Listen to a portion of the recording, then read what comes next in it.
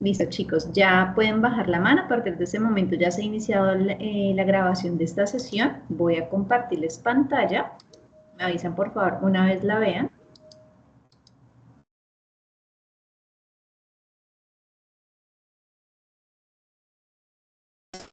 Ya, profe. Ok, perfecto. Listo, bueno, recordemos que estamos viendo la segunda fase, que es la fase planeación. Estamos trabajando la guía de aprendizaje número 2. Voy a por acá de todas formas abrirla para que la vayamos revisando.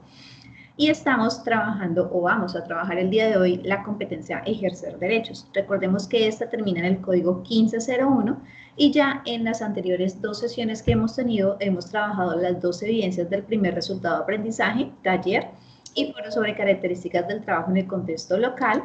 Y para la segunda sesión se trabajó informe sobre trabajo decente, ciudadanía laboral y derechos individuales y colectivos en el trabajo, foro sobre el convenio colectivo del trabajo y la libertad sindical, gráficos sobre la negociación colectiva e infografías sobre la huelga.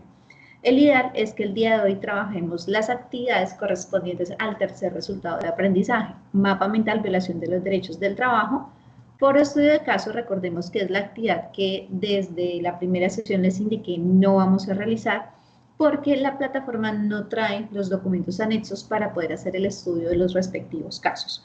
Por ende, esa actividad se omite, no la vamos a realizar. Seguida el cuadro comparativo sobre el derecho de petición y acción de tutela y un texto argumentativo. Para la siguiente sesión, el ideal es que nos queden las dos actividades, foro Estado Social de Derecho y una presentación. ¿Listo? Entonces vamos a revisar acá la guía para ir revisando exactamente qué es lo que nos solicita y pues podamos dar inicio a la explicación.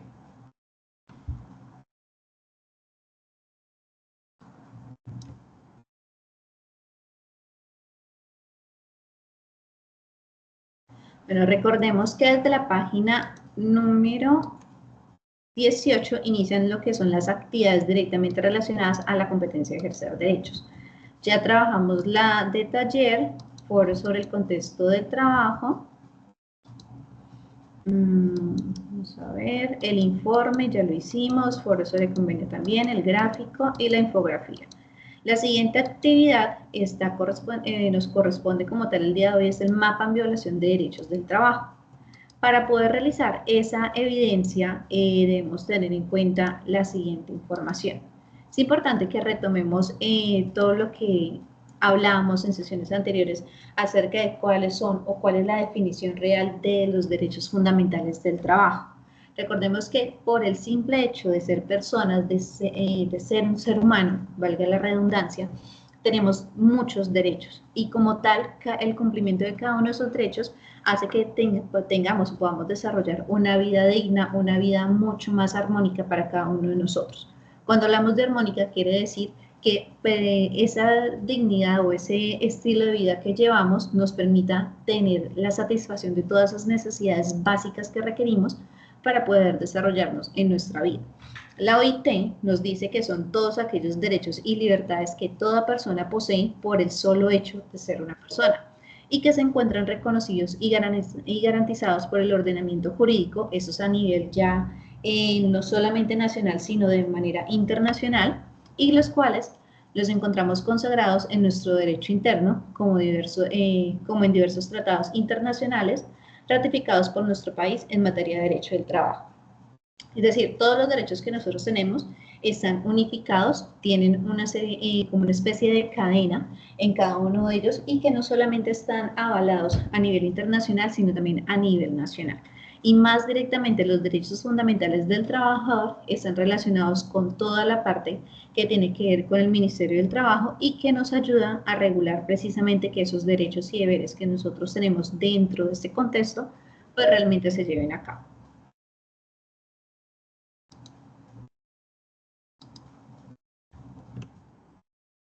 Cuando nosotros hablamos de derechos fundamentales del trabajo, hay un sinnúmero de derechos realmente, pero digamos que los principales, los más importantes están, primero, el derecho a la vida, a la integridad física y psicológica del trabajador, siempre que su vulneración sea consecuencia directa de actos ocurridos en la relación laboral. ¿Qué quiere decir esto? Que haya un buen clima laboral, que aquellas actividades que el trabajador desarrolla dentro de ese contexto, pues sean acordes a lo que sabe la persona a su experticia como tal y al conocimiento previo que deba tener, ¿cierto? En otras palabras, que aquello que nosotros en el ámbito escolar llamamos bullying, dentro del ámbito laboral se llama mobbing, que es el mismo acoso, no se presente y que la persona como tal pueda tener un equilibrio entre su sentir, el cómo se siente esta persona dentro de ese ambiente laboral, que se sienta bien, que se sienta íntegro, que se sienta desarrollado personal y profesionalmente, así su estilo de vida y sus emociones y tanto su pensamiento van a estar en concordancia, en equilibrio.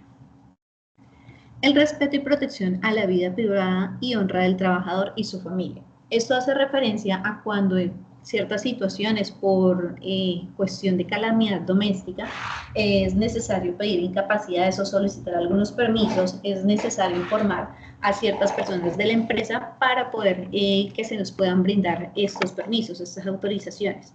¿Qué quiere decir esto? Que a pesar de que hay ciertas personas que tienen como tal el derecho de conocer la situación, de esas personas no puede pasar el que otras conozcan esos aspectos que nos llevan a nosotros a pedir esas incapacidades o esas licencias. Es decir, hay información clasificada que solamente los interesados deben saber.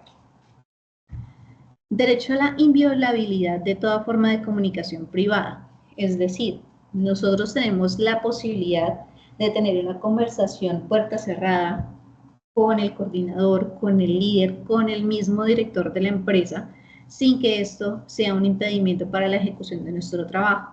Podemos desarrollar una comunicación cualquiera de ellos de manera privada sin que nos lo lleguen a prohibir.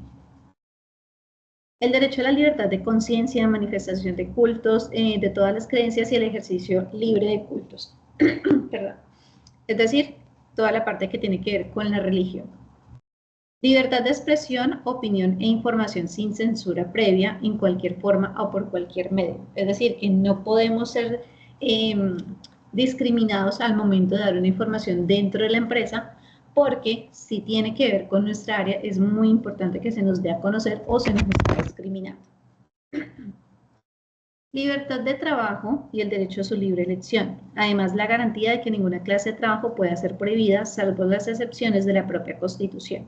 Esto lo hablamos en una sesión anterior, en el que la persona sea realmente libre de escoger en qué quiere trabajar, y lo ejemplificábamos con la trata de blancas, cuando decíamos que se llevaban a las personas con un ideal, con un objetivo de trabajo, y que al momento de llegar al otro país, a otro destino, cambian totalmente las condiciones. Entonces, el ideal que es que la persona misma sea capaz de elegir en qué quiere trabajar, en dónde quiere trabajar, y pues que ese trabajo se pueda desarrollar de una manera libre y voluntaria, y siempre y cuando teniendo en cuenta las excepciones de ley, es decir, que sean trabajos que legalmente se encuentren regulados. El derecho a no ser sujeto de actos discriminatorios señalados en el artículo 2 del Código de Trabajo. Todos los que hablábamos en algún momento, que hacíamos mención a la nacionalidad, a la identidad de género, a la religión, a diversos aspectos que lastimosamente pues generan discriminación. Libertad sindical y el derecho a negociar colectivamente sin obstáculos indebidos, lo hablamos en la sesión anterior, todo lo que tiene que ver directamente con la formación de sindicatos, de negociaciones colectivas, y que cualquier persona que ejerza una actividad, una profesión, puede ser libremente partícipe de cualquiera de los dos sin esperar o sin temor a que las empresas van a tener represalias contra ellos. Y el último, pero no menos importante, esa garantía de indemnidad, que consiste precisamente en lo que decía hace un momento, en no ser objeto de represalia ejercida por parte del empleador en razón o consecuencia de la labor fiscalizadora de la Dirección de Trabajo o por el ejercicio de acciones judiciales. Es decir, que a la persona al ser parte de un sindicato o una negociación colectiva, la empresa entró en una supervisión, le generaron ciertas sanciones y tiene que seguir un ordenamiento, pues que la persona no va a ser objeto de señalamiento ni juzgamiento por parte de la empresa por haberse dado dichas consecuencias. Miremos un momento que hay compañeros que se acaban de conectar. Listo.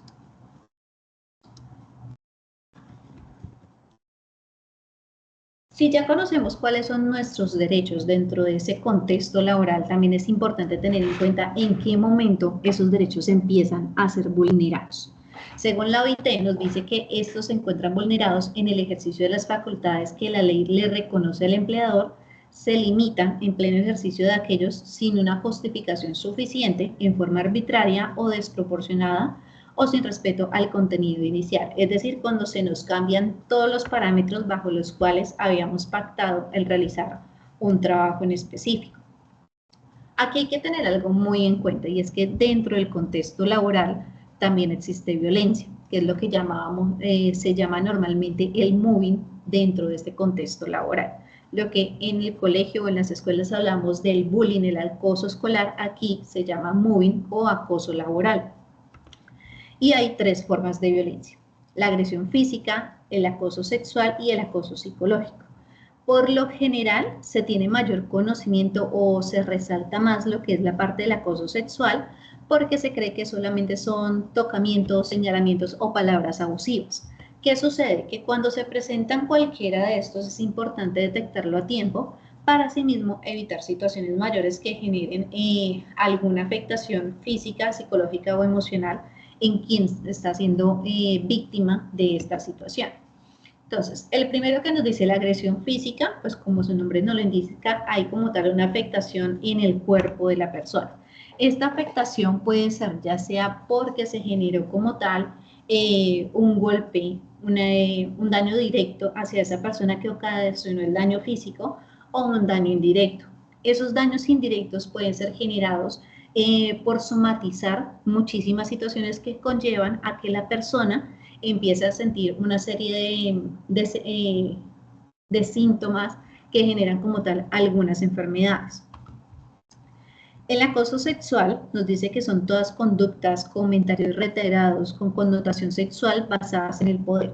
Siempre vienen de algún compañero, de algún jefe inmediato, de alguien que tiene un rango mayor al de nosotros y el cual nosotros no hemos consentido. Y por lo general suelen mantenerse precisamente por esa escala de poder que existe y por el temor a que haya una represalia si se llegan a evidenciar lo que está sucediendo frente a ese acoso sexual. El acoso psicológico, lastimosamente, es el que más se presenta, pero es el que menos se llega a detectar o el que menos se llega a denunciar. El acoso psicológico nos dice que son situaciones en las que una persona o varios grupos tienen como tal un maltrato verbal o no verbal.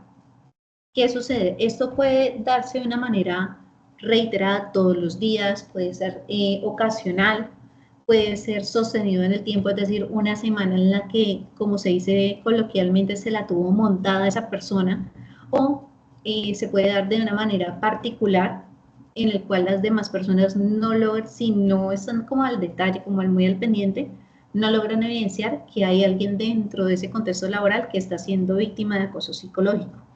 Aquí, ¿qué se busca? Que se estabilice la persona, que se aísle, que como tal su capacidad emocional y cognitiva se vean desmejoradas en un punto en que la persona como tal sea la que decida renunciar y como tal salir de ese contexto laboral sin llegar a denunciar directamente a quien está ejerciendo esa forma de violencia.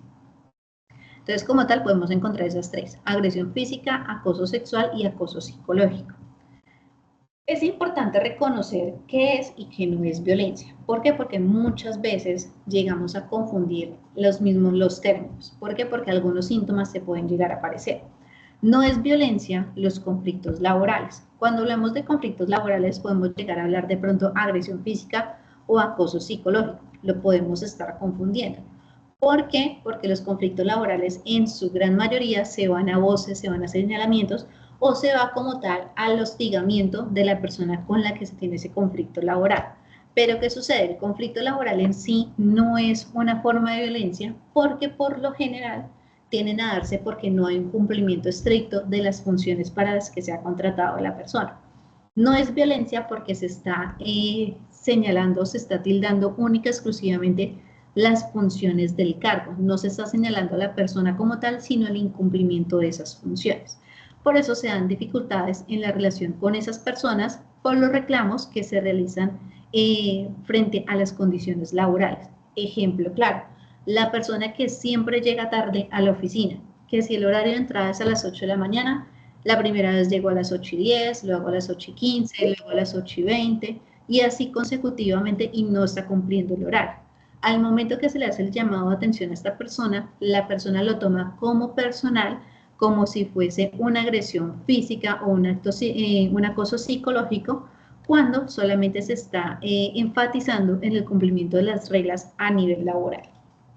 ¿Hasta ahí vamos claros, chicos? ¿O hay preguntas?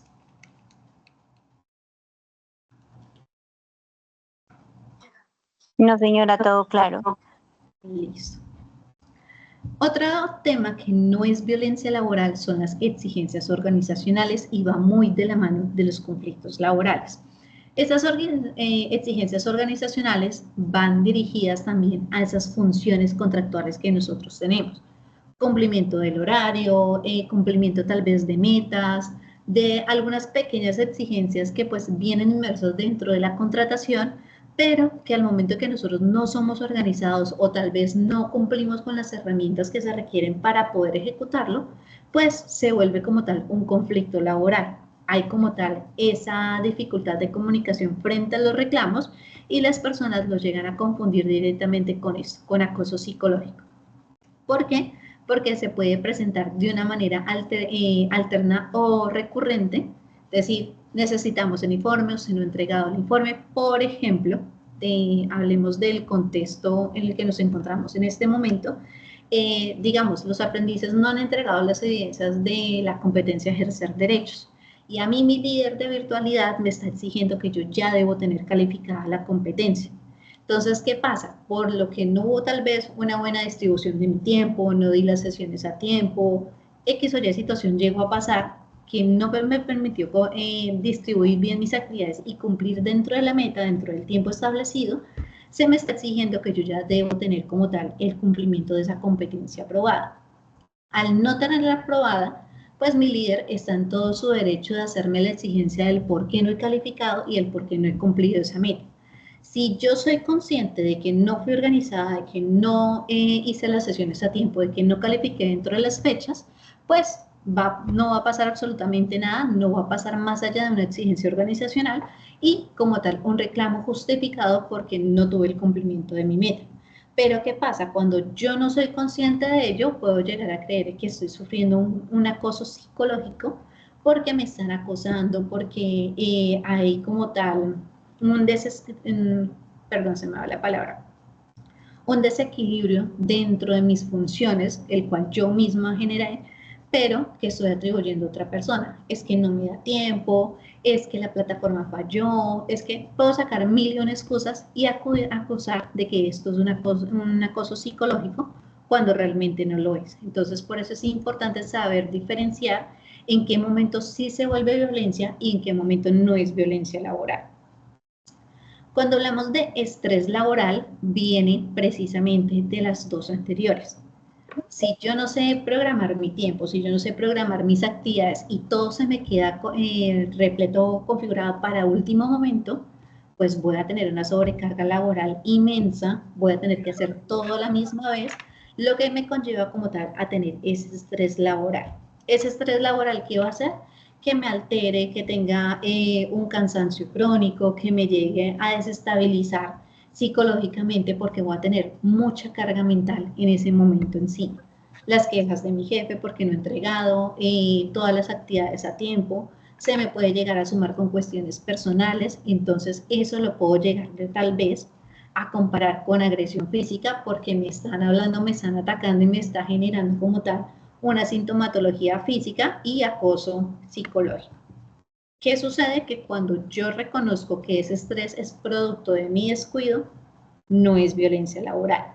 Muy diferente y se vuelve acoso psicológico cuando de un momento a otro me cambian las actividades sin una justificación alguna.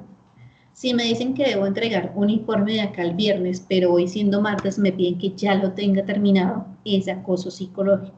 ¿Por qué? Porque me están cambiando las condiciones de trabajo y están haciendo que me desestabilice dentro de mi jornada laboral. Se busca a dañar mi reputación como profesional y como tal acabar mi autoestima. ¿Por qué acabar la autoestima? porque se generan regaños injustificados. Esos regaños no son de manera personal, sino que toda la empresa, todo ese contexto laboral, se empieza a dar cuenta, empiezan a generar retrasos en actividades que no son culpa de la persona, sino directamente de quien está generando esta forma de violencia, y eso hace que esa reputación de ese contexto laboral pues vaya disminuyendo y la persona como tal se sienta tan acosada, tan presionada, que prefiera renunciar al trabajo. Entonces, por eso el estrés, dependiendo la situación, el cómo se presente, puede ser o no puede ser violencia laboral. Por último, encontramos el burnout. El burnout es conocido como ese síndrome de agotamiento profesional.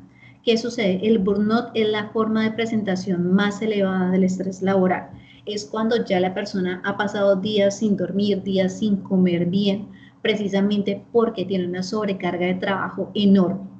Y vuelvo y repito, esa sobrecarga de trabajo para que sea burnout y no sea una violencia laboral, tiene que ser precisamente a consecuencia de la mala programación, de la mala distribución de tiempo que tiene el trabajador frente a sus obligaciones. El burnout o ese síndrome de agotamiento profesional es cuando la persona física y emocionalmente no da más, pero su mente sigue trabajando y trabajando porque sabe que tiene una sobrecarga de trabajo en ese momento y que tiene que entregar unas metas para poder cumplir. Ese burnout también se puede confundir con esa agresión física que es indirecta debido a los síntomas que presenta la persona a nivel físico y el acoso psicológico. Pero vuelvo y repito, esos 4 aspectos es importante saberlos identificar para poder reconocer en qué momento se vuelven violencia y en qué momento no. Estos por sí solos y a causa de la mala distribución de tiempo u organización que tenga el empleado, no es violencia laboral, pero cuando ya implica decisiones de una tercera persona, que por lo general es esa persona con más rango o que es el jefe inmediato, y el cambio abusivo de las condiciones laborales, sí se pueden volver violencia laboral. Entonces es importante reconocerlos y saber diferenciar en qué momento sí lo es y en qué momento no. Así como existe la violencia, ¿cierto? Dentro de este contexto laboral también existen esos mecanismos que nos permiten defender los derechos que tenemos en el trabajo. Aquella persona que tuvo ese burnout, que tuvo ese síndrome de agotamiento y como tal decidió renunciar al trabajo porque prefirió priorizar su salud mental a la parte económica, también tiene esos mecanismos para poder defender sus derechos laborales. Mecanismos como la acción de tutela, el derecho de petición, la acción de cumplimiento y acciones populares y de grupo. Cada uno de ellos actúa de una manera diferente, pero siempre en busca de defender esos derechos fundamentales que cada uno tiene. Estas acciones o estos mecanismos sirven no solamente para el contexto laboral, sino también para cualquier otro contexto. La acción de tutela, por ejemplo, nos sirve no solamente para el contexto laboral, sino, por ejemplo, en la parte de la salud, en la parte de la educación. Tenemos como tal estos mecanismos que nos permiten y nos ayudan a defender cualquiera de los derechos que no sean en su momento dado, que no sean vulnerados. Esto, chicos, dentro del material de apoyo que ustedes tienen en plataforma, ustedes encuentran no solamente la definición, sino las características que tienen cada uno de ellos. Digamos que los principales en este momento, que son como más utilizados, es la acción de tutela y el derecho de petición. Siempre se utiliza primero el derecho de petición antes que la acción de tutela. El derecho de petición se envía directamente a las entidades, en este caso pues a la empresa que nos haya vulnerado ese derecho, para solicitar información o para hacer esa petición de restitución del derecho que nos fue vulnerado. Los derechos de petición tienen un tiempo estimado de unos 15 a 20 días hábiles para dar respuesta a la empresa. Si la empresa dentro de ese tiempo no nos da una respuesta o no estamos conformes con la misma, ahí sí podemos acceder a la acción de tutela, que está a través de la orden de un juez, hace que se cumpla casi de manera inmediata la restitución del derecho que ha sido vulnerado. La acción de tutela tiene un tiempo de ejecución menor al derecho de petición. La acción de tutela tiene exactamente 3 días hábiles para que se dé cumplimiento como tal a la restitución de ese derecho. Por eso, pues el derecho de petición, digamos, tiene un tiempo más prolongado porque la empresa tiene, pues valga la redundancia, tiene ese tiempo para poder entrar a revisar a detalle qué fue lo que sucedió, por qué se vulneró el derecho y restituirlo directamente. Cuando la empresa se hace la ciega, digámoslo de esa manera, o hace oídos sordos a esa solicitud, entra un juez a decir, lo siento mucho, pero usted ya tuvo el tiempo suficiente para restituir ese derecho, necesitamos que sí o sí, en un plazo de 3 días hábiles, haga que esa persona tenga ya restituido otra vez su derecho. Entonces, por eso es importante conocerlo, saber cuál es el primero en actuar y así no saltarnos los conductos regulares. Entonces, chicos, frente a esa explicación o frente a la temática que es importante conocer, la primera de las evidencias que tenemos que desarrollar es un mapa de violación de los derechos del trabajo. Vamos a mirar acá. Esto nos dice que primero hay que hacer una lluvia de ideas sobre los derechos humanos del trabajo, indicando en qué consiste el derecho, cómo surgió y a quién se le puede exigir su cumplimiento. Es decir, quién es el responsable de que realmente eso se hagan valer.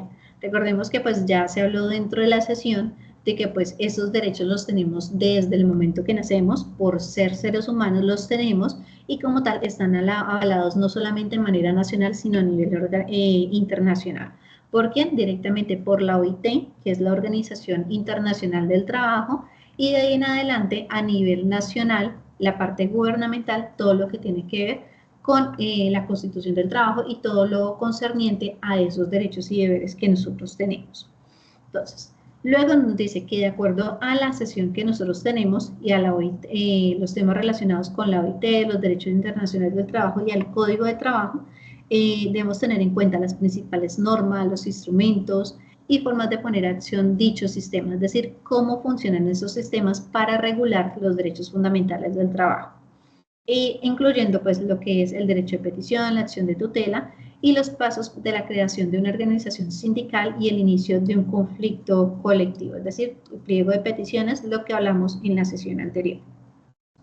Basado en eso, ustedes deben generar un mapa conceptual, un mapa mental que presente cuáles pueden ser las acciones de la OIT, de los derechos internacionales, frente a la violación de los derechos del trabajo. Ese mapa mental dice que mínimo una hoja, máximo 2 hojas, que se puede entregar en formato Word o PDF. Recordemos que el ideal es que sea en formato PDF para que al momento de descargar la evidencia, pues esta no se vaya a alterar el formato y pues podamos evaluar directamente sobre lo que ustedes enviaron. Entonces, el ideal que es hacer un mapa mental frente a la violación de esos derechos del trabajo. Para el día de hoy, pues para los que están conectados en este momento les voy a compartir este Canva y lo vamos a desarrollar entre todos el mapa mental para que pues ustedes ya cumplan como tal con esa evidencia.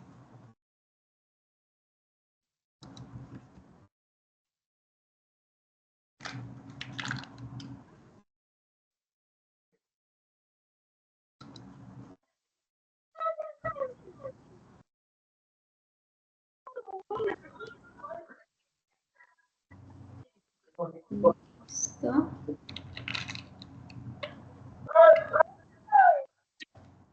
Por favor, quien tiene el micrófono abierto lo podemos cerrar. Gracias.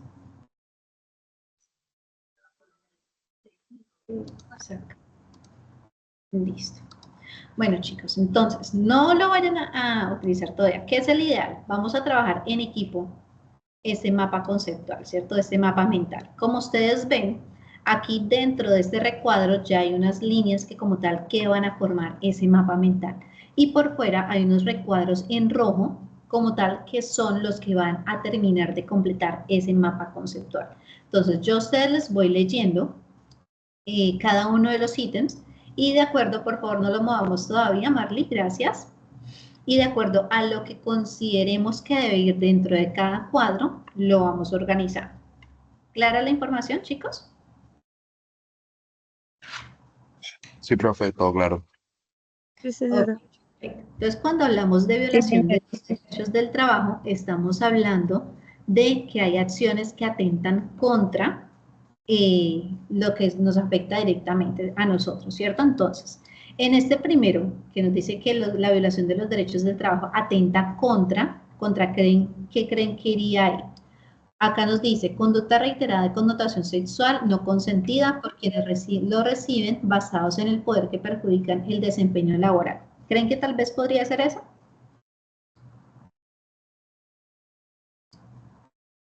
¿Qué dicen, chicos? Profe, creo que todos están de acuerdo con donde está el pulso puesto de cada uno. Ok, perfecto. Entonces me dejan mirar. Dice, exactamente, correcto. Entonces, dice que atenta contra los derechos humanos fundamentales. Recordemos que hablamos de la dignidad humana, trabajo digno, salud y seguridad de los trabajadores. Entonces, cualquier violación a los derechos del trabajo va a atentar directamente sobre eso. Esa violación de los derechos del trabajo afecta en la vida social y laboral de la persona, la salud física y psicológica o psiquiátrica y el grupo de trabajo. Cuando hablamos de eso, ¿qué nosotros debemos hacer?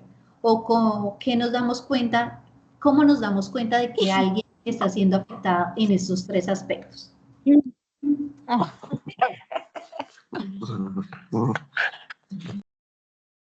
Bueno, por acá me están señalando que aislamiento de los otros compañeros, cambios de tareas, eso ahí es como nosotros lo podemos identificar o tal vez esa sería la sintomatología.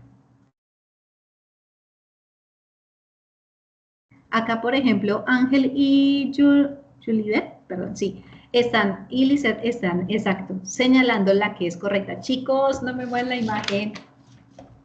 Listo. No la vayan a mover porque se nos descuadra todo.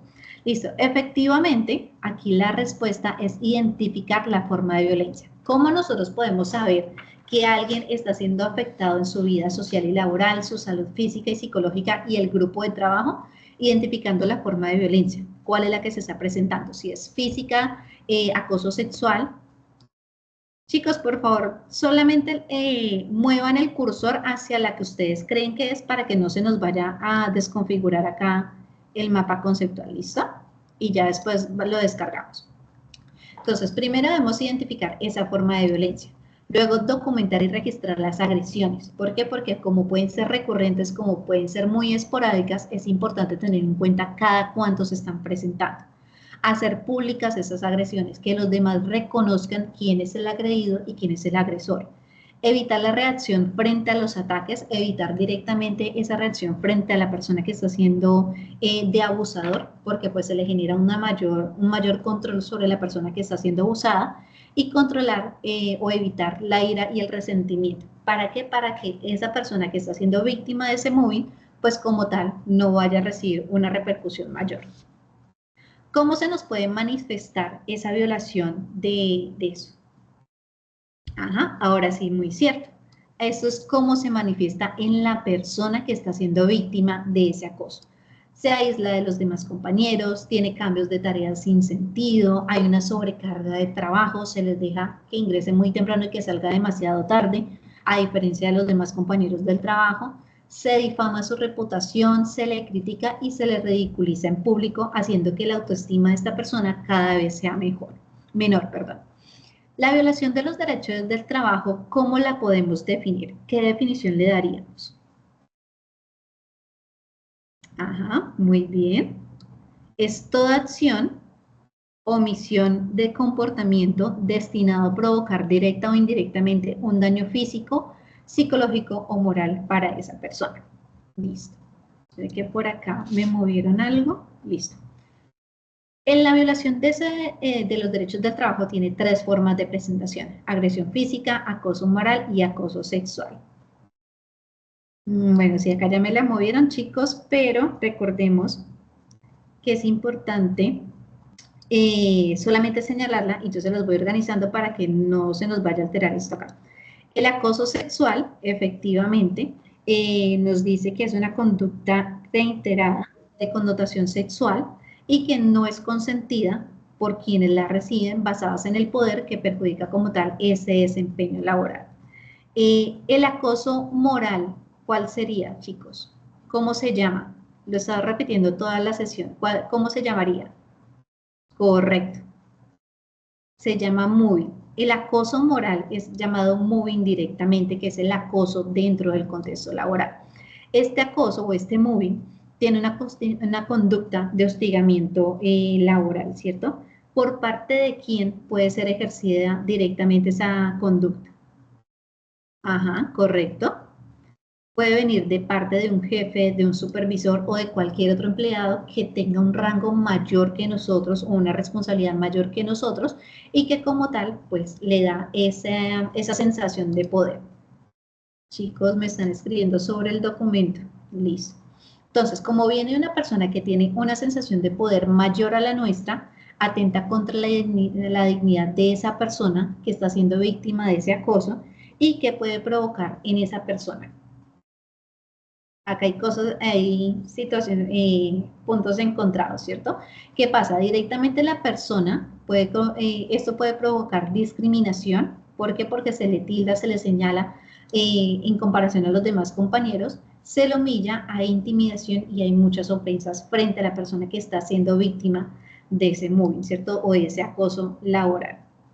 Y por último está la agresión física, que es una conducta que está asociada a causar daño físico sobre ese trabajador y como consecuencia de esa misma agresión física, porque recordemos que puede ser directa o indirecta, puede venir acompañada de consecuencias como estrés, depresión, ansiedad, pérdida de esa autoestima, lo que lleva muchas veces a la que la persona abandone su trabajo, culpabilidad, porque considera que es culpa realmente de él, que se le haga esa sobrecarga del trabajo o que muchas veces no se cumplan las metas, problemas cardíacos, problemas digestivos por no comer bien, insomnio y como tal miedo a las repercusiones que tiene la empresa. Entonces ahí podemos evidenciar que efectivamente hay una violación a esos derechos del trabajo y pues cuáles son las consecuencias que se podrían presentar en cada uno de ellos. Entonces, chicos, como ya entre todos ayudaron a organizar ese mapa conceptual, ese es el que ustedes van a cargar en plataforma. Recordemos acá en la pestañita compartir, le vamos a dar descargar, tipo de archivo PDF estándar y le vamos a dar descargar. Una vez lo descarguen, van a venir a la plataforma, recordemos que estamos trabajando las actividades del resultado de aprendizaje número 3 y lo cargamos donde dice mapa mental, violación de derechos del trabajo. Quien no lo pueda descargar, me avisa por favor para poderle ayudar y pues que pues pueda tener su evidencia. Perdón, ¿en qué formato PDF? PDF estándar, correcto. Profe, disculpe, yo lo descargo, pero me sale muy pequeño. Te sale pequeños, pero miramos.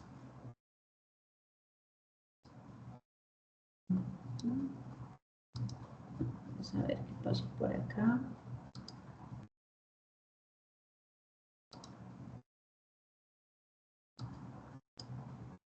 Ah, es que por lo que solicita una...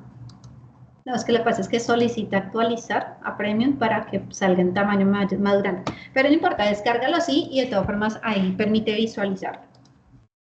Sí se puede subir así. Sí, no importa, dale, no hay problema.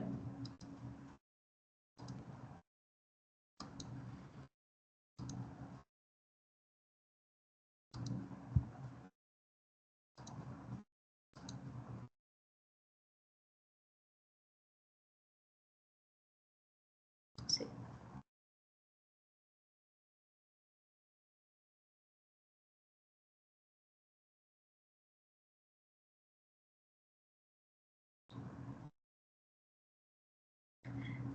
Me avisan por favor cuando todos ya lo hayan descargado para poder cerrar el link.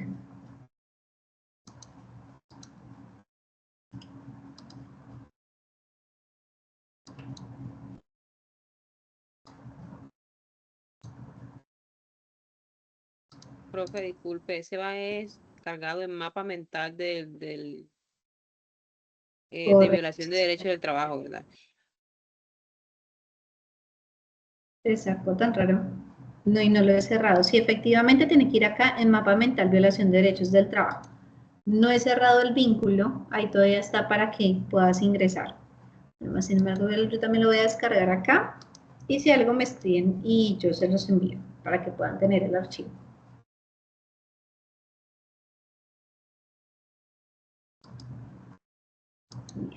Buenas noches, profe. Profe, a mí, la verdad, no me quiere descargar. Me meto por todo, me sale una cosa toda rara ahí. Entonces, Listo, si quieren, escríbanme en el grupo que ustedes tienen para poder ubicarlo, porque creo que está muy abajo en mi WhatsApp y ya se los envío para que lo puedan tener. ok, profe, muchas gracias. Listo. Entonces vamos mirando. Esto me sacó.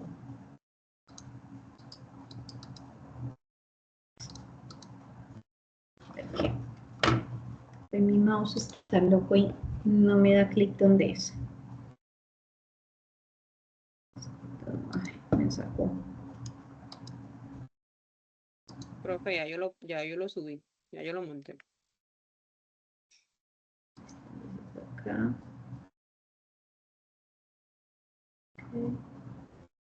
Bueno, ya. ¿Este es el grupo? Sí, listo, ya se los voy a enviar.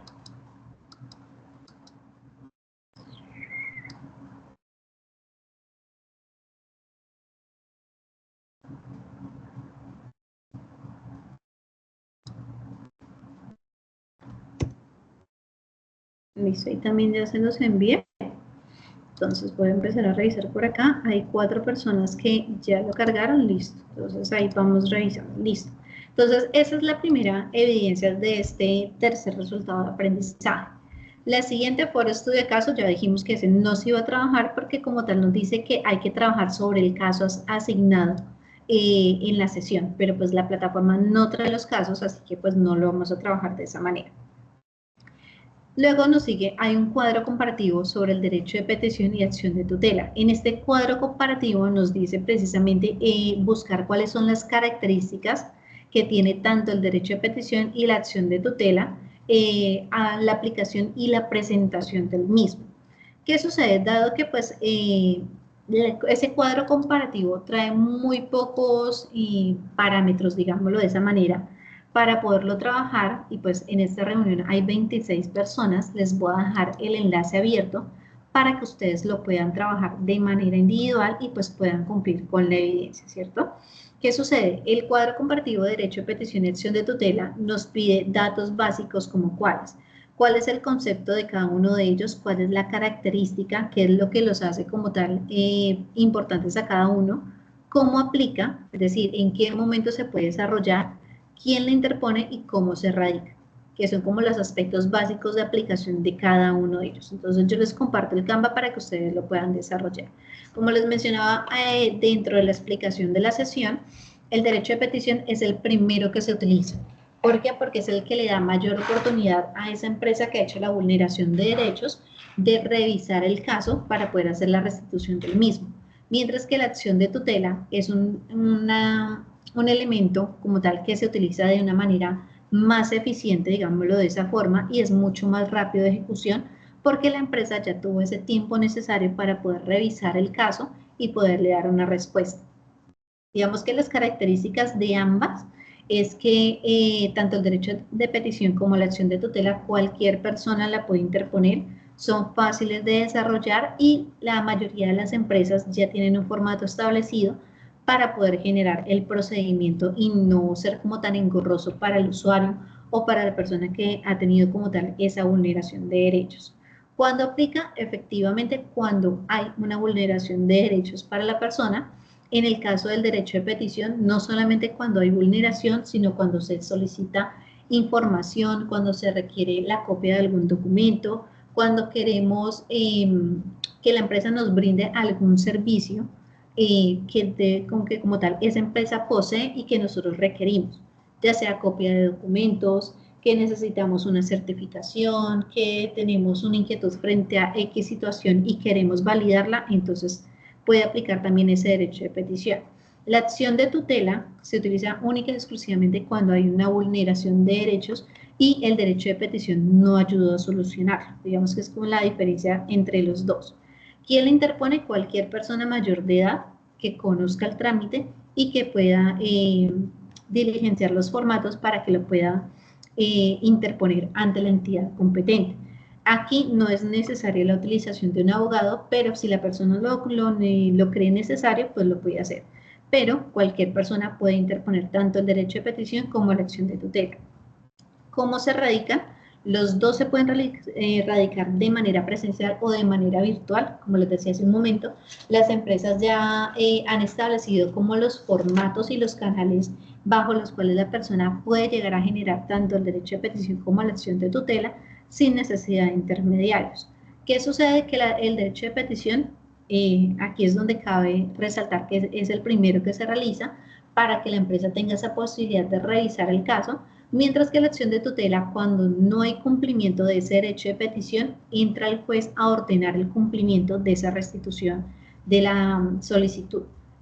Como característica también, derecho de petición tiene 15 días hábiles para poder dar respuesta. Esos 15 días hábiles perfectamente pueden devolverse en un mes completo para dar la respuesta, mientras que la acción de tutela exige que se dé respuesta en 3 días hábiles. Entonces, digamos que esas son como las diferencias que existen y pues dado que pues los ítems son muy pocos, no los vamos a desarrollar dentro de la sesión porque pues no nos alcanzarían para todos los compañeros que están en el momento. Les voy a compartir aquí el Canva, tanto por el grupo de WhatsApp como por el enlace de la reunión, para que pues ustedes lo tengan. El Canva va a quedar abierto para que pues ustedes lo puedan desarrollar. Muy importante que al momento que ustedes lo desarrollen, de una vez descarguenlo, porque pues es material que utilizo no solamente con ustedes, sino con otras fichas, entonces así no se vaya a perder la información que ustedes hayan diligenciado. Frente a esa evidencia, chicos, ¿tienen alguna pregunta?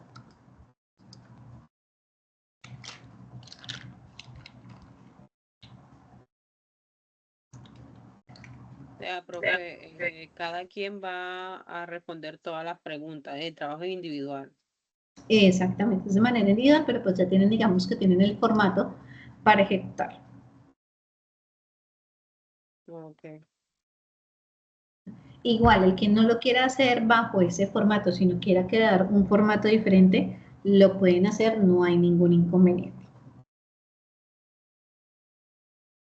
No, va a quedar abierto toda la semana, pero por eso les digo, es importante que ustedes tengan en cuenta que si hoy lo trabajaron y lo diligenciaron completo, descarguen de una vez su información para que pues no vayan a generar pues errores en los demás con los demás compañeros, ¿listo? O descargan el formato y ya directamente lo diligencian ustedes para que no haya cabida de errores tal vez. ¿Listo? Luego nos dice que hay un texto argumentativo, es la cuarta evidencia de este tercer resultado de aprendizaje.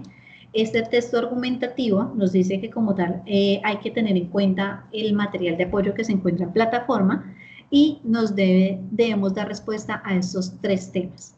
La importancia del derecho de asociación, del derecho a la huelga y los desafíos del derecho en el trabajo del mundo moderno.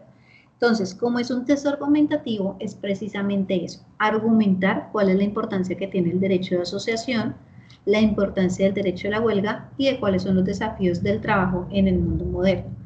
Es de manera personal, de manera reflexiva, por ende es una actividad que se desarrolla de manera individual.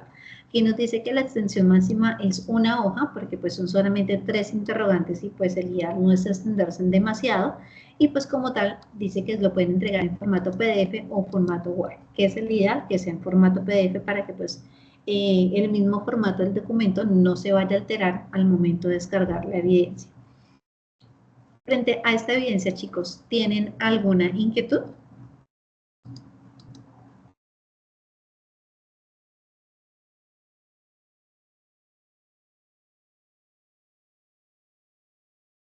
Creo que no, ¿cierto? Listo, entonces estas serían las evidencias, chicos, del tercer resultado de aprendizaje. ¿Les parece cómo son van a ser apenas las 9 de la noche? ¿Les parece si socializamos de una de las del cuarto resultado? ¿O dejamos solamente hasta el tercero? Profe, yo tenía una preguntita sí. sobre el foro, el foro sobre el convenio colectivo del trabajo y la libertad sindical. Ese creo que tiene 16 preguntas, todas 16 tienen que responderse en el foro. Correcto, sí, señora, solo me lo abro, pues revisamos nuevamente. Recordemos que cada uno de los foros tiene como tal un comentario de apertura. En ese comentario de apertura vienen las indicaciones de cómo se debe desarrollar el foro. Efectivamente, acá hay un total de 16 preguntas que ustedes deben dar respuesta y deben como tal esas respuestas registrarlas dentro del foro. Una vez se registran dentro del foro, ustedes hacen retroalimentación al comentario que haya hecho ya otro compañero y pues así se da como tal la calificación de ese foro. Entonces ustedes generan la pregunta, le generan de una vez respuesta y esa es como tal la participación que ustedes tienen dentro de ese foro.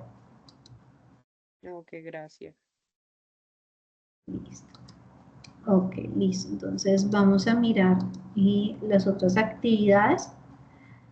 Bueno, por último, digamos que la última parte de socialización de la temática que tiene que ver directamente con los derechos fundamentales del trabajo, nos habla del Estado Social de Derecho. Cuando nosotros hablamos de Estado Social de Derecho, estamos hablando de todos los temas de leyes, de constitución y temas argumentativos de manera legal que nos permite recibir cuáles son los fundamentos reales de los derechos que nosotros tenemos, no solamente a nivel laboral, sino dentro de todas las esferas en las que nosotros nos desenvolvemos, a nivel individual, familiar, social y dentro de ese contexto laboral. Entonces, que involucra no solamente la Constitución, sino todos los derechos sociales y económicos que tenemos, toda esta parte política y civil que nos permite como tal garantizar que el Estado nos va a proteger. Entonces, el Estado como tal tiene que no solamente revisar los derechos, los deberes que tiene cada uno de sus ciudadanos, sino también los derechos a los que tiene cada uno de ellos y establecer cuáles son los premios y los castigos que deben existir por cada una de las conductas que nosotros tenemos. Es decir, el Estado, que es ese ente social regulador más grande que nosotros tenemos, tiene que garantizar que todas las personas que hacen parte de ese contexto, de esa región o en determinado momento del país, deban conocer cuáles son las normas que rigen como tal al país, cuáles son esos derechos y deberes que tenemos cada uno de nosotros y que el no cumplimiento de los mismos pues va a generar como tal sanciones y que esas sanciones tienen que como tal ir inmersa esa restitución del derecho para que las personas pues sientan que tienen garantías al momento en que alguien vulnera un derecho, no solo dentro de ese contexto laboral, sino en los demás contextos en los que nos desenvolvemos. Para eso, el gobierno debe tener en cuenta los principios y los derechos de cada uno de nosotros. Principios como dignidad humana, prohibición de toda forma de discriminación, que ya lo vimos en una sesión anterior, protección del matrimonio y la familia. Se busca que principalmente dentro del contexto laboral se garantice que haya una protección a nivel familiar, en todo lo relacionado al sistema de seguridad social, la obligación social de la propiedad, de no solamente propiedad física, sino propiedad intelectual, la solidaridad, todo lo que tiene que ver con el clima laboral, con la regulación de las emociones y de generar una armonía dentro de los contextos en los que se desenvuelve cada persona y el respeto principalmente por todos los derechos humanos, no solo los enfatizados dentro del contexto laboral, sino todos los que tienen que ver directamente con el ser humano. Y garantizando como tal derechos al trabajo, la seguridad social, la educación, asistencia médica, medio ambiente sano, deporte, derechos de los niños y adolescentes, es decir, todos aquellos derechos que de una manera u otra garantizan que se cumplen con esas necesidades básicas de cada una de las personas. Si dentro del contexto laboral el gobierno establece unos decretos, unas leyes, unas normas que avala como tal el cumplimiento de los derechos fundamentales del trabajo, está garantizando que esa persona va a tener un adecuado desarrollo de su personalidad, de su proyecto de vida y está asegurando de que va a tener un mínimo vital para que pueda satisfacer todas las necesidades básicas que tiene, no solamente a nivel individual, sino también a nivel de familia. Y como tal, pues teniendo en cuenta esa información, porque pues realmente es algo corto, es donde sale el Foro Estado Social de Derecho y sale el documento presentación.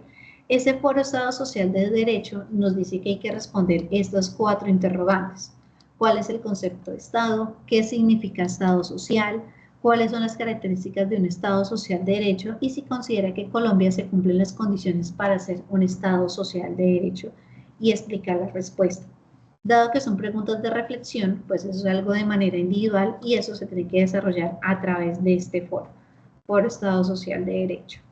La última actividad, que es una presentación, es dar respuesta a estos interrogantes que se encuentran acá.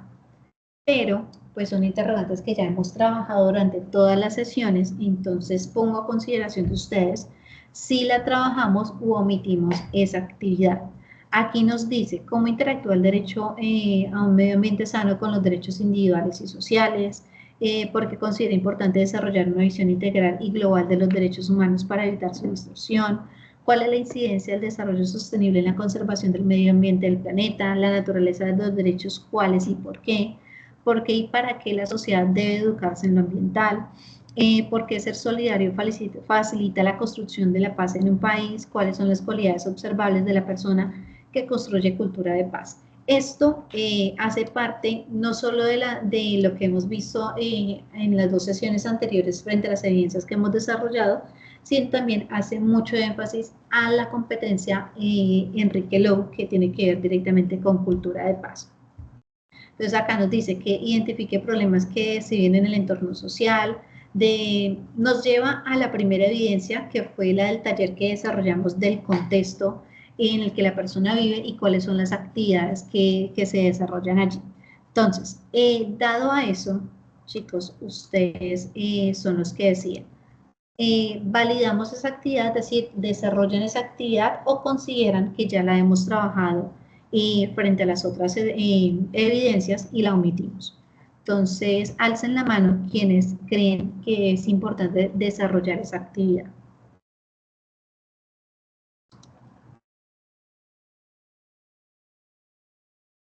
Una, dos.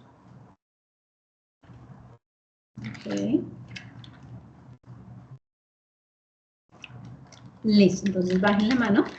Y quienes consideran que ya se trabajó esa evidencia en las demás actividades que desarrollamos, es decir, que no es necesario desarrollar.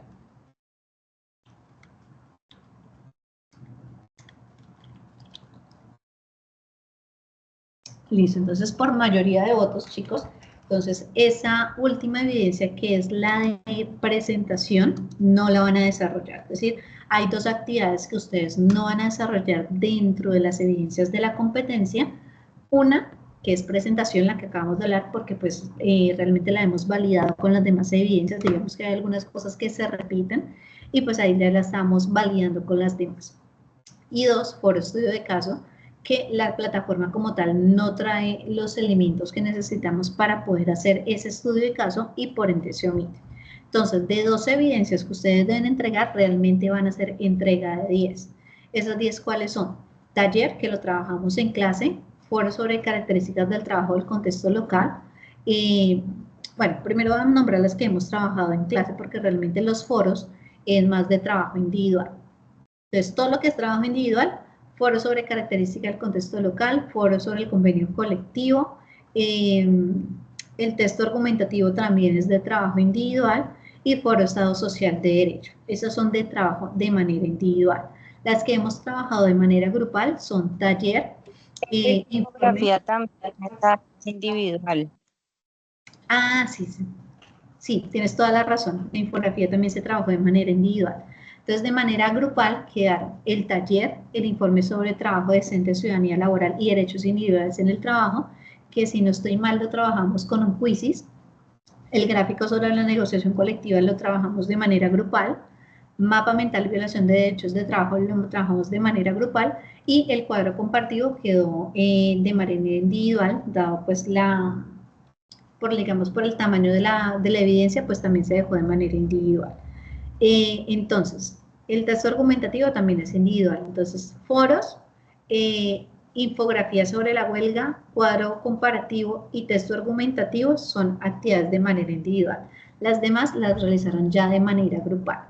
¿Qué les voy a hacer, chicos, para que pues de pronto aquellas personas que no pudieron estar en las dos primeras sesiones, les voy a compartir el día de mañana tanto el centro de calificaciones con lo que ya tienen calificado a la fecha y lo que les está faltando, y en otra pestaña les voy a enviar los links de las actividades que hemos trabajado a la fecha para que quien falte pues pueda trabajar sobre ese enlace y pueda pues complementar la actividad. No sé si tienen alguna pregunta, alguna inquietud, chicos. Señor, yo tengo otra inquietud respecto a otra evidencia que veo ahí que ya hicieron. Yo he estado en todas las clases, pero no me fijé en qué momento, que es el informe sobre trabajo decente de ciudadanía laboral, derechos individuales y colectivos. Ajá. Ese lo trabajamos a través de un quizzes. Entonces, pero para validarles ese, tendré que estar en sesión. Entonces, esa actividad que es a través de un quizzes, directamente lo va a trabajar la semana entrante, ¿listo? El 30. ¿Qué sucede? El 30 se van a conectar solamente las personas que hacen falta por esta evidencia para poderles activar el quizzes y que ustedes tengan como tal el pantallazo de esa evidencia y lo puedan cargar. Porque el quizzes por sí solo no les va a activar. Entonces, tengo que estar conectada con ustedes para hacerlo funcionar y que pues ustedes tengan el cumplimiento de esa evidencia. Con las demás, ustedes lo pueden desarrollar de manera interna cada uno y pues cumplen con las evidencias realizadas. Entonces, mi compromiso con ustedes es mañana enviarles el centro de calificaciones con lo que ya tienen evaluadas a la fecha y cuáles son las actividades pendientes. Ahí yo les voy a escribir cuáles son las que no van a realizar, cuáles son las que se hicieron de manera grupal y cuáles son las que van de manera individual para que pues ustedes lo tengan en cuenta. Y en la otra pestaña les envío los links de las actividades que trabajamos de manera grupal para que pues ustedes puedan ingresar si hace falta que entreguen esa evidencia, la desarrollen, la complementen y la realicen. Y para la próxima semana, el día 30, me conecto solamente con las personas que tengan pendiente realizar el informe, que lo desarrollamos a través del quizzes para podérselos activar y que pues puedan cumplir con esa evidencia también. ¿Claros hasta ahí, chicos? ¿O hay preguntas? Ok, profe, claro. Todo claro, profe.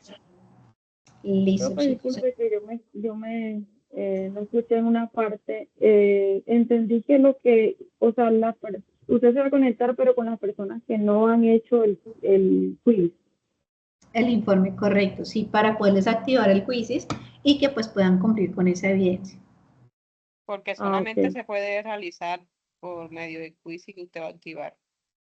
Exacto, sí, porque O pues sea, la evidencia ustedes la pueden... por ejemplo, yo que yo tengo la evidencia, yo no debo conectarme ese día, ¿cierto? Exacto. Lo que pasa es que ustedes siempre han tenido dos formas de realizar las actividades. Una, la que directamente pide la evidencia, es decir, tal cual como la solicita la evidencia, o dos, de la manera en que la realizamos en clase. Si ustedes, los que no realizaron el quiz ese día en la sesión, no quieren hacer el quiz, sino lo que lo quieren hacer directamente como lo solicita la guía, lo pueden hacer. Esa evidencia yo la trabajé a través de un quiz porque creí que era la forma como más resumida de trabajar. El informe nos pide como tal que consulten un documento, responden estas preguntas. Luego consultan este otro documento que está acá, este documento que está hasta acá, responden estas preguntas, es decir, tiene bastantes preguntas ese informe. Entonces, de manera resumida, yo lo trabajé a través de ese quizzes. Si ustedes, los que no han cumplido con esa evidencia, quieren desarrollarlo tal cual como lo pide la guía, perfectamente lo pueden hacer. ¿Por qué? Porque pues realmente es como lo solicita la guía. Pero si no, se conectan la semana entrante a la misma hora de la sesión del día de hoy, yo activo el quizzes, lo trabajamos y esa es la evidencia que ustedes suben a la plataforma. Entonces, en cualquiera de las dos lo pueden realizar. Ok, profe. Listo, chicos. Instructora, buenas noches. Hola, buenas noches. Hola, discúlpame, no pude estar toda la sesión. Bueno, escuchándote ahorita entendí que mañana también te ibas a conectar para enviarnos, creo que para las actividades de las clases pasadas, ¿sí? ¿Tengo entendido? Correcto, yo mañana les envío, no me conecto, pero sí se los voy a enviar por el WhatsApp, por el grupo. Ok. Les envío un Excel con la información de lo que ustedes tienen calificado a la fecha, de todas las actividades de la competencia. Son 12 actividades, hay 10 que se realizan, 2 que no se van a realizar, entonces ahí les detallo cuáles sí, cuáles no, qué tienen y qué les falta. Y en la otra pestaña de ese mismo documento les envío los enlaces de las actividades que hemos trabajado de manera grupal para que si ustedes lo quieren realizar de esa manera, pues lo puedan hacer y si no, pues lo trabajan directamente como lo solicita la guía. Ah, bueno, ¿eso incluye las actividades de hoy? Correcto, sí, señor. Ah, bueno, perfecto. Entonces mañana estaré atento a eso. Vale. Listo, muchas gracias. Qué bueno, listo. ¿Alguien más tenía la mano alzada? Yo, profe. Ah, bueno. Hola, profe, buenas noches. Hola, cuéntame. Profe, yo tengo una duda. Lo que pasa es que, o sea, todas las evidencias que ya envié ya están todas calificadas, pero la única que está sin calificar es el foro sobre características del trabajo. De esa sí no tengo ninguna calificación. Sobre características. Increíble que yo no te haya calificado. Yo ahorita reviso acá directamente, o bueno, reviso de una vez. ¿Quién me falta?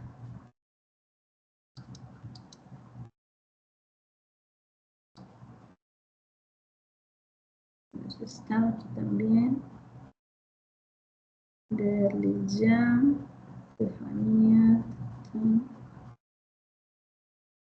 Esto ya está aquí también.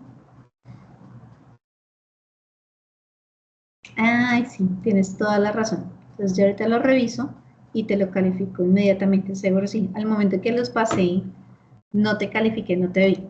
Entonces yo ahorita te lo reviso y te hago la calificación de una vez del foro. Vale, profe, muchas gracias. Listo. Chicos, si no hay más preguntas, entonces creo que podemos dar por finalizada la sesión.